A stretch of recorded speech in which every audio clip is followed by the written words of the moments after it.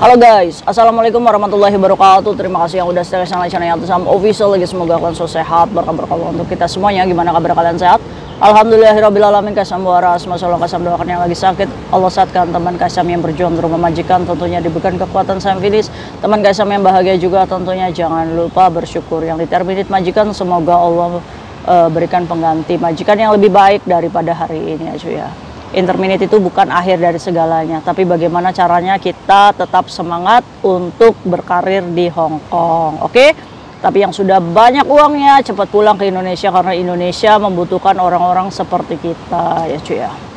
Oke, hari ini kita melenceng dari pembahasan pekerja migran, tapi ini juga ada hubungannya dengan pekerja migran Indonesia, di mana barang ini juga banyak di lingkungan PMI Hong Kong ya cuy ya. Apalagi di Hong Kong ini banyak sindikat-sindikat yang menjadikan orang Indonesia ini sebagai kurir ya. Kurir apa?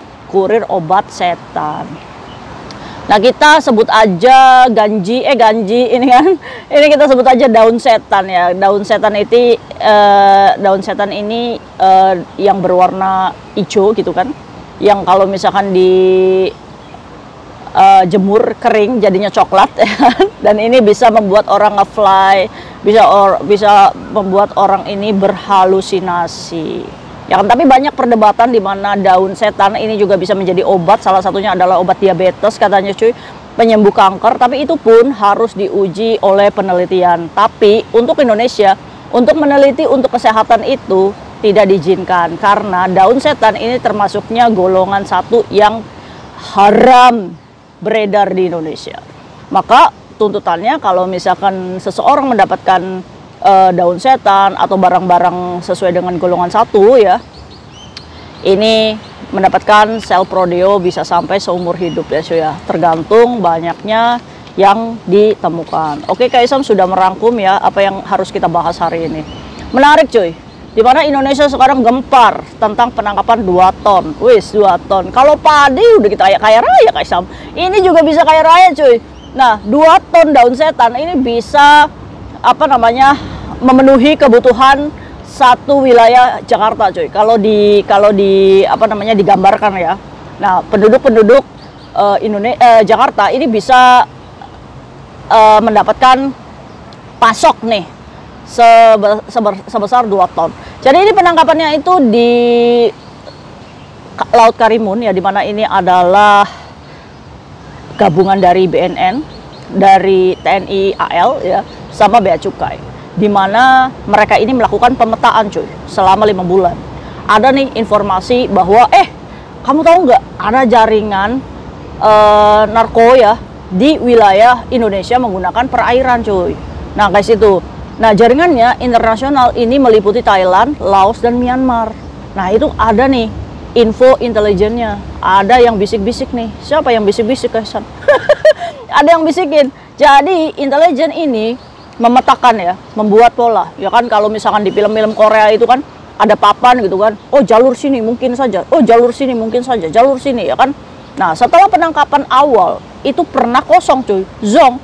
Jadi kapal yang ditargetkan itu malah zong, nggak ada obatnya di dalamnya. Jadi intelijen ini benar-benar bagaimana caranya ini bisa menangkap ini kapal yang benar-benar dari tadi tuh informan yang menginformasikan kepada badan intelijen ya kan.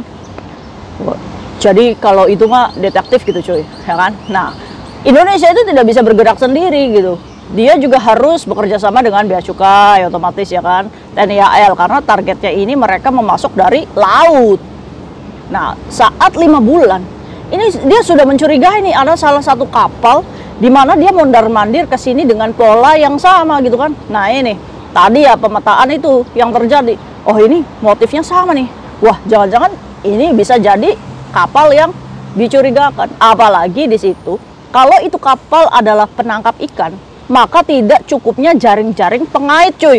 Ini yang menjadikan intelijen ini mencurigai bahwa kapal ini tuh sebenarnya nangkap ikan apa enggak nih. Kok jaring-jaring untuk melabuhkan ini kapalnya nggak ada. Awalnya tuh seperti itu cuy kecurigaannya. Nah jadi di tanggal 20 Mei ini sudah memutuskan bahwa Pak izin Pak, kita mau gerebek itu kapal, di mana kapal itu sudah mendapatkan informasi bahwa pemasok barang setan itu. Akhirnya diizinkanlah oleh kepala BNN ya cuy ya. Badan Narko ya kan negara, intelijen lah yang mengurusi barang-barang setan seperti ini. Nah, akhirnya tengah malam penggerebekannya itu terjadi. Nah, kalian tahu nggak? Keren banget ini. Ada 2 kapal bea cukai yang diterjunkan. Itu kodenya 2003 dan 2007. Di mana bea cukai menurunkan 2 kapal, TNI menurunkan 2 kapal tempur, dan BNN menurunkan kapal juga. Di mana mereka ini mengepung 1 kapal yang dicurigai, yaitu bernama Sea Dragon Tarawa. Di mana benderanya ini yang berkibar adalah bendera Thailand, cuy. Nah, Kaisam lihat tuh penggerebekannya ya, di mana kamu jangan gerak, kamu kumpul di depan semuanya, ya kan?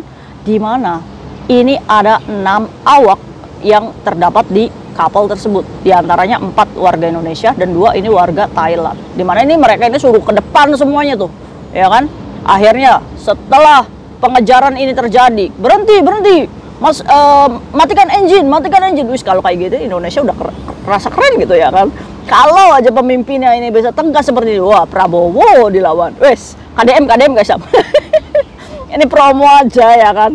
Wah, ini keren banget Indonesia. Bisa menjadi negara panutan dan ditakuti. Bener nggak sih?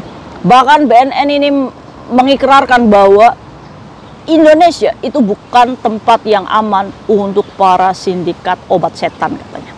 Iya, oh setan mah larinya di neraka aja ya Kasam ya. Iya, ngapain ke Indonesia banyak setan. Ya kan? Wes, hempaskan aja. Akhirnya wah kalau Menteri Susi mah udah ditenggelamkan ini si Dragon Tarawa ya kan. Akhirnya setelah pengejaran itu terjadi, berhasil dilumpuhkan nih kapal. Akhirnya si petugas ini lompat datang ke kapal tersebut, di mana ini nih ditemukannya tempat rahasia, beberapa bungkusan. Taruhnya ini di bagian engine dan mesin ya cuy ya. Itu terdapat 62 bungkusan, di mana di setiap bungkusan, maksudnya di setiap paket ini ada 62 paket. Di setiap paketnya itu terdiri dari 2000 bungkus ya cuy ya. Jadi satu paketnya itu terdiri dari 30, dan kalau di total semua ini adalah 2000 bungkus, di mana mereka ini dilapisi oleh kemasan teh Cina cuy. Nah, di dalamnya ini isi daun setan dan kokain ya. Nah, itu. Akhirnya setelah ini dicek langsung oleh BNN, di mana di dalamnya ini memang ada kandungan methamphetamine ya. Ini adalah kandungan obat setan ini cuy, ya kan? Nah, kalau bahasa kitanya yaitu daun setan itu. Wow, keren ya. Keren. Dan totalnya ini 2 ton. Dan BNN juga bekerja sama dengan Pegadaian cuy. Dimana, Pegadaian guys, bang daun setannya ini mau digadaikan? Enggak. Jadi karena dia membutuhkan timbangan yang konkret ya, jadi dia ini bekerja sama dengan Pegadaian untuk menimbang. Dan nyatanya yang tadinya hanya 1,9 ton dan didapatkan total sekitar 2 ton. Wis, keren. Ya itu bisa membuat warga Jakarta semua dapat gitu cuy. Ampun. Nah, itu ya. Nah, kurir-kurir ini yang membawa penyelundupan ini dicek kan. Nah, dicek mereka itu terhubung oleh satu nama, di mana muncullah nama Dewi Astuti. Nah, ini yang menjadi PMI Hong Kong tahun 2005-2006 katanya cuy. Kaisam belum ngecek ke KJRI. Pak, kenal nggak ini? Nah, usut punya usut, Dewi Astuti ini apa sih hubungannya sama gerombolan ini ya cuy ya? Dengar-dengar Dewi Astuti ini dicurigai ada di Kamboja cuy, dimana dia ini dulu pernah ke Hong Kong itu kan, terus ke Taiwan. Jadi hidupnya Dewi Astuti ini ke luar negeri terus cuy. Wah, keren. Nah, kenapa Dewi Astuti ini muncul di di pembahasan 2 ton daun setan ini? Itu dikarenakan kurir-kurirnya yang ditangkap sekarang maupun kemarin itu terhubung tiket pesawat yang dibeli ini menggunakan kurir dari Dewi Astuti ini. Apakah Dewi Astuti ini memang ada orangnya, atau kayak DPO Vina itu yang Egy itu nggak ada orangnya? Indonesia ini salah menafsirkan atau enggak nih ya kan? Karena banyak nih orang-orang teman-teman Kaisam yang di Ponorogo itu sebenarnya Kaisam bukan namanya Dewi Astuti Kaisam.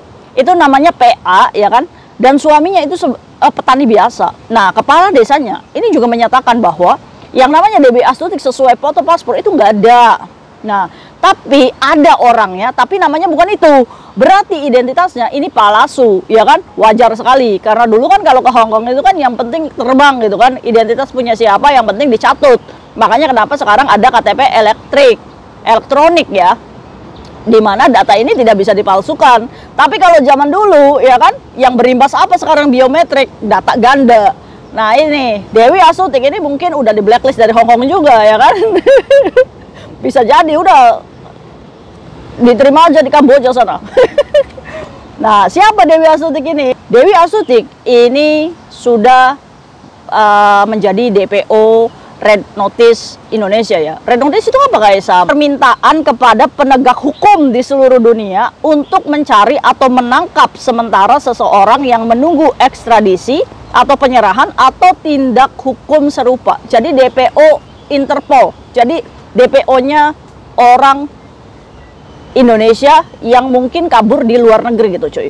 Jadi kalau dari detek wajah itu pun bisa terdeteksi. Kayak Tisam, tapi kan dia menggunakan dokumen palsu. Emang bisa ketangkep Interpol gitu cuy. Ya nanti kita lihat aja apakah Dewi Astuti ini benar-benar ada orangnya atau nggak ada.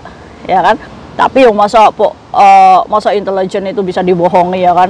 Mungkin sudah dikonfirm kan dari kurir-kurir ini benar nggak mukanya? Iya benar gitu. Jadi menggunakan identitas palsu. Atau bisa jadi kayak Dewi Astuti itu hanya dijadikan alat untuk menutupi gembong-gembong yang lebih besar. Yo bisa jadi karena BNN juga menyatakan bahwa Dewi Astuti ini bukan tingkatannya yang paling tinggi, tapi Dewi Astuti ini adalah pengendali kurir internasionalnya. Wis keren ya. Tapi kalau misalkan menurut teman-teman Kaisam yang di Ponorogo, suaminya itu Kaisam cuma petani biasa, tapi memang benar nih berarti ada. Ya kan? Jadi kayak tidak menyangka gitu wilayah-wilayahnya yang di sekitar Dewi Astuti ini ada. Nggak menyangka kalau dia ini adalah bagian dari sindikat 2 ton ini. Keren ya Indonesia ya. Ini diam-diam menghanyutkan ini ya seperti kayak Dewi Astuti ini, seperti yang nipu-nipu data-data kita gitu kan. Nah itu ya. Jadi hubungannya itu Dewi Astuti kayak gitu. Jadi Dewi Astuti itu ada orangnya, tapi namanya tuh bukan dia cuy, namanya PA. Itu, mukanya itu. Tapi itu pun tidak bisa menjadi jaminan bahwa si Dewi Astuti ini benar-benar bagian dari 2 ton. Tapi BNN sudah mengeluarkan Interpol nih untuk pencegatan si mukanya Dewi Astuti itu. Nah, tapi kayak nggak asing ya cuy ya. Kayak sama aja kalau ngeliat Dewi Astuti, kok kayak nggak asing ya? Apa dia pernah curhat sama Kaisam ya? Atau mirip ya kan? Nah itu ya yang terjadi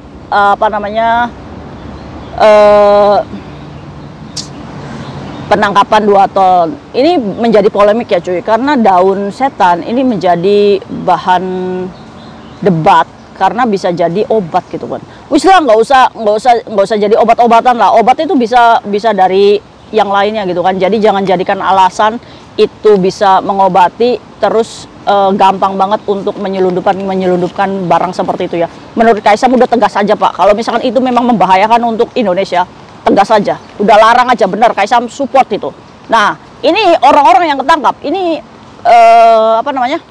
dihukumnya berapa tahun Kaisam? Dihukum matai seumur hidup, ya kan? Langsung tembak, dor gitu kan. Musnahkan aja. Ini bajirut ini kan. Nah itu jadi pergerakannya Thailand, Myanmar, Kamboja. Indonesia yo Asia Tenggara sama aja terlibat. Jadi buat kalian hati-hati ya cuy ya. Karena pengaruhnya obat ini tuh benar-benar cuy. Bisa membuat konslet ini pikiran ya. Cimeng ya kalau daerah kita sih ya. Dan korbannya juga Kaisam juga menjadi korban ya, karena adiknya Kaisam juga menggunakan itu saat kelolosan ya. Dan sekarang juga adiknya Kaisam lagi terapi pengobatan, dan dimana itu memang ujian banget untuk Kaisam ya, saat adiknya Kaisam itu terjebak dengan daun setan seperti itu. Kaisam harus bisa mengendalikan bahwa orang-orang di sekitarnya itu menganggap bahwa kena kerasukan, skizofrenia, padahal jelas itu adalah Kaisam yang logikanya sehat. Adiknya Kaisam itu kena, otaknya udah rusak dikarenakan ya daun setan seperti itu. Nah, ini juga menjadikan alasan Kak Yatisam pulang ke Indonesia untuk menerapi adik Kak Yatisam sendiri untuk pergi ke psikiater ya. Masa iya Kak Yatisam bisa mengendalikan masalah-masalah kalian, Kak Yatisam mengendalikan urusan keluarga Kak Yatisam sendiri, nggak bisa gitu kan. Jadi adiknya Kak Yatisam itu korban pergaulan bebas ya, di mana di Indonesia, dan itu juga daun setan bermulanya cimeng-cimeng itu cuy. Sampai pada akhirnya otaknya rusak. Ini umurnya masih 23 tahun adiknya Kak Yatisam ya, laki-laki, dan sebenarnya ini adalah harus kita banggakan sebagai seorang laki-laki gitu kan. Tapi diuji harus otaknya konslet dulu dikarenakan daun setan. Tapi Kak Yatisam yakin adik Kak Yatisam pasti sembuh. Nanti Kak Yatisam akan terapi ke psikiater ya, minta doanya semuanya. Dan Kak Yatisam support banget kalau obat-obat kayak gini itu dimusnahkan aja karena merusak generasi bangsa. Oke, see you next video. Bye bye. Assalamualaikum warahmatullahi wabarakatuh. Bye.